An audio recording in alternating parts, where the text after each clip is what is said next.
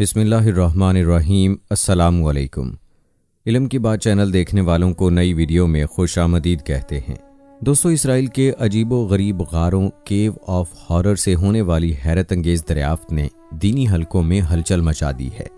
Dead ज़ी से होने वाली हैरत अंगेज दरियाफ्तों के बाद ये पहली ऐसी दरियाफ्त है जिसने तीनों इल्हामी मज़ाहिब के मानने वालों को हिला के रख दिया है। दोस्तों, केव ऑफ हॉरर से दरियाफ्त होने वाली एक ऐसी ब्रोकन पजल जिसके छोटे टुकड़ों ने क्रिश्चियनिटी और यहूदियत के बड़े बड़े राजों से पर्दा उठा दिया है। नाम नेहाद ईसाई और यहूदी मज़हब के ठेकेदारों की पावर ऑफ अटार्नी खतरे में पड़ गई है। अगर आप भी केव ऑफ हॉरर से मिलने वाली इस हैरत अंगेज ब्रोकन पजल के टुकड़ों के बारे में जानना चाहते हैं तो हमारे साथ वीडियो के आखिर तक जुड़े रहिएगा। वीडियो में आगे बढ़ने से पहले आप सबसे गुजारिश है कि अगर आपने अभी तक हमारा चैनल सब्सक्राइब नहीं किया तो अभी कर लें, साथ में बेल आइकॉन को प्रेस कर दें ताकि आने वाली तमाम वीडियोस का नोटिफिकेशन आपको वक्त पर मिलता रहे। वीडियो को लाइक करें, शेयर करें अपने दोस्तों के साथ और नीचे दिए गए कमेंट बॉक्स में अपनी राय का इजहार लाजमी कीजिए। दोस्तों, इसराइल के महकमा आसार कदीमा को बाइबल का 2000 साल पुराना इब्रानी ज़ुबान में लिखा गया ये नुस्खा उसके यूनानी तर्जमे के साथ केव ऑफ हॉरर से मिला है, जो कि बहीरा मुर्दार या डेड सी के मगरबी साहिल पर वाक़े सहरा के अंदर मौजूद है।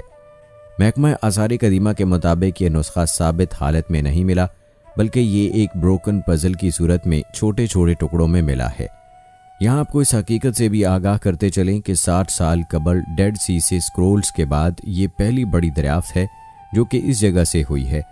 ताहम महकमा आसार कदीमा ने अभी तक वाज़े नहीं किया कि इसमें कौन कौन सी इंजीलों के टुकड़े शामिल हैं। अगर ये मालूम हो जाए तो पता चल जाएगा कि 2000 साल पहले कौन कौन सी इंजीलें काबिल एतबार समझी जाती थीं। उम्मीद की जा रही है कि इन टुकड़ों की मदद से हज़ारों साल पहले का इन इंजीलों के मुताल्लिक ये मुअम्मा भी हल हो जाएगा जो कि हज़ारों सालों से अहले किताब के लिए लम्हा फ़िक्रिया बने हुए हैं।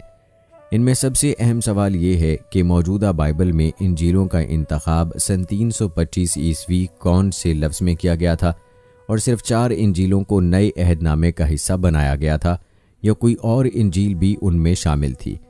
क्योंकि इंजीलों की कुल तादाद का हतमी अंदाज़ा किसी को नहीं है, अलबत्ता आम ख्याल ये है कि 20 या 24 इंजीलें थीं और उनमें से सिर्फ 4 यानी मत्ती, लूका, मरकस और यूहन्ना की इंजीलें उस वक्त के नुस्खे में शामिल हैं।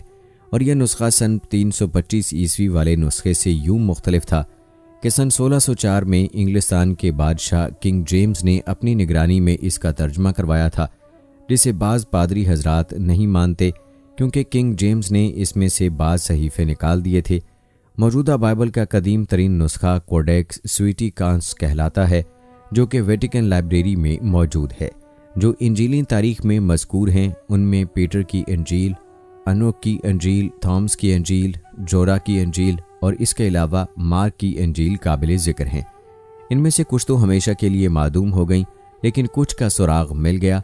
अब वो मुतअद्दिद लाइब्रेरियों में मौजूद हैं।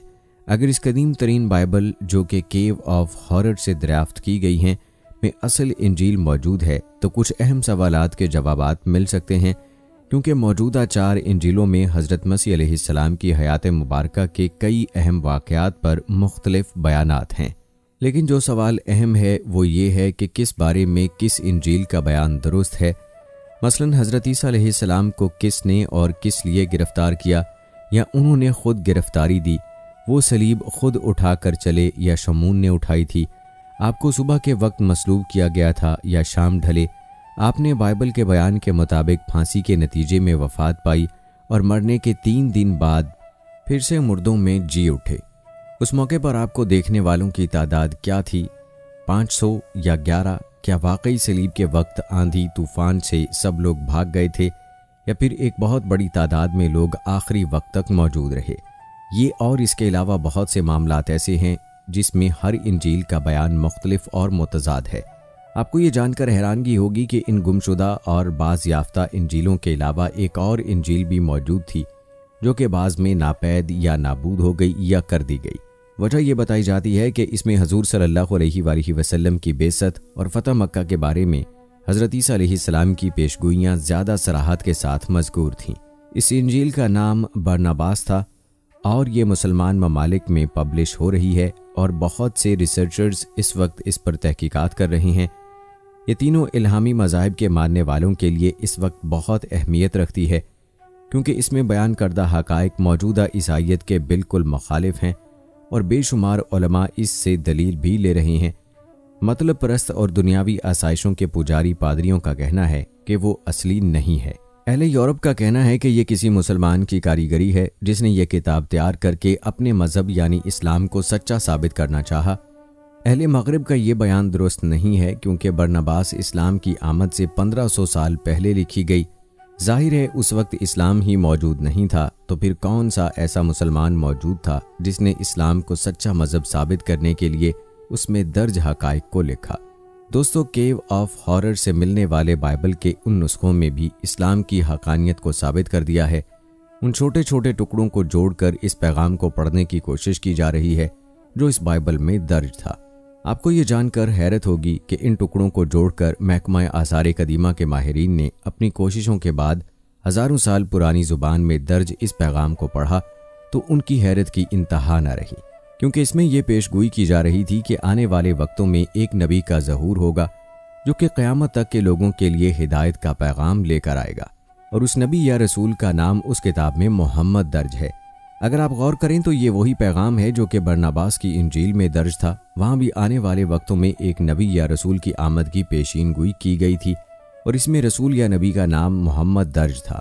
उम्मीद की जा रही है कि जब इस बाइबल के बाकी मानदा टुकड़े दरियाफ्त होंगे तो उनके ज़रिए बाइबल में दर्ज इस पैगाम को तलाश करने की कोशिश की जाएगी, जिसकी मदद से मज़ीद राजों से पर्दा उठाया जा सकेगा और इस्लाम की हक़ानियत तमाम दुनिया पर वाज़ेह हो जाएगी।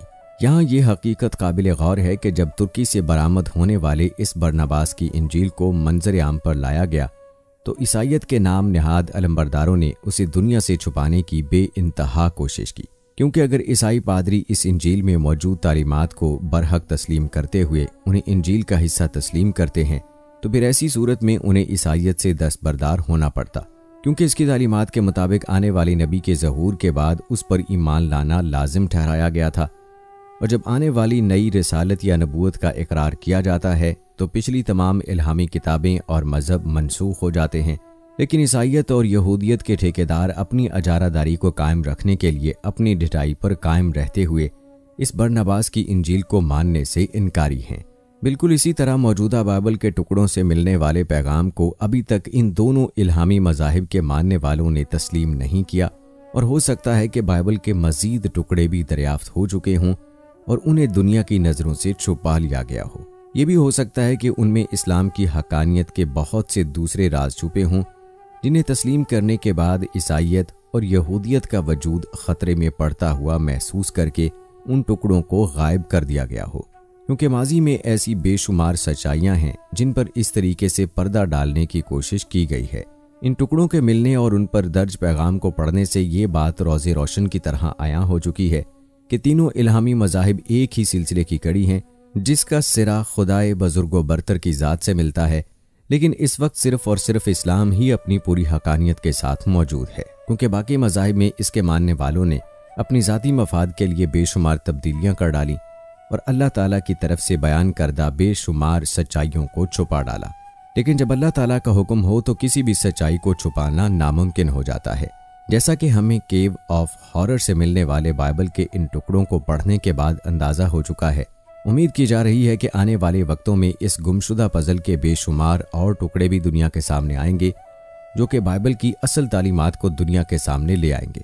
दोस्तों, इसमें कोई शक नहीं कि इस्लाम ही सच्चा दीन है और ता क़यामत यही दीन गालिब रहेगा इंशाअल्लाह। आखिर में दुआ है कि अल्लाह ताला हमें इस्लामी तालीमात पर और हजूर अकरम सल्लल्लाहु अलैहि वसल्लम के बताए हुए तरीक़ों के मुताबिक अपनी ज़िंदगी बसर करने की तौफ़ीक़ अता फ़रमाए और हमारा ख़ात्मा ईमान पर करे।